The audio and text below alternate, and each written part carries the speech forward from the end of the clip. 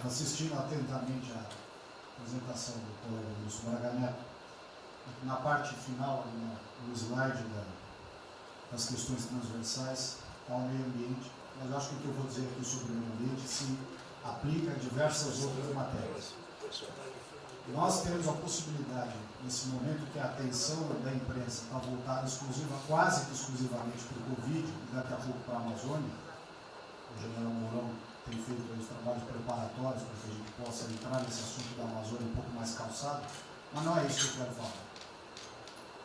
A oportunidade que nós temos, que a imprensa não está nos dando um pouco de alívio nos outros temas, é passar as reformas infralegais de desregulamentação, simplificação, todas as reformas que o mundo inteiro, nessas viagens que se referiu ao Mix, certamente cobrou dele, cobrou do Paulo, cobrou da Tereza, cobrou do Tarcísio, cobrou de todo mundo, da segurança jurídica, da previsibilidade, da simplificação. Essa grande parte dessa matéria, ela se dá em portarias e normas dos ministérios que aqui estão, inclusive de meio ambiente, e que são muito difíceis, e nesse aspecto acho que o meio ambiente é o mais difícil de passar qualquer mudança infralegal em termos de instrução normativa e portaria, porque tudo que a gente faz é pau no judiciário, no dia seguinte.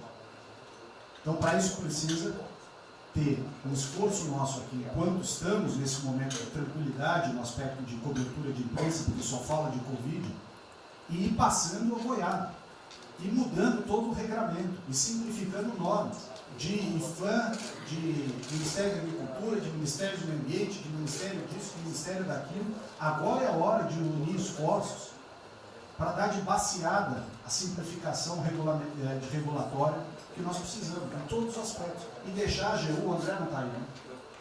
E deixar a AGU de stand-by para cada pau que tiver, porque vai ter.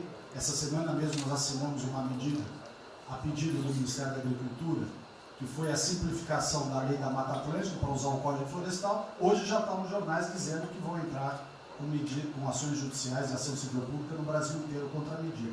Então, para isso, nós temos que estar com a artilharia da AGU preparada para cada linha que a gente avança. Mas tem uma lista enorme em todos os ministérios que têm um papel regulatório aqui para simplificar. Não precisamos de Congresso.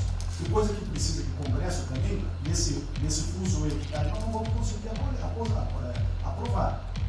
Agora tem um monte de coisa que é só parecer, caneta. Parecer, caneta. Sem parecer também não tem caneta. O dar canetada sem parecer é caneta.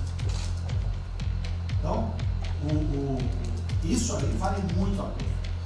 A gente tem um espaço enorme para fazer. Enfim, acho que essa é uma questão importante que estava aí.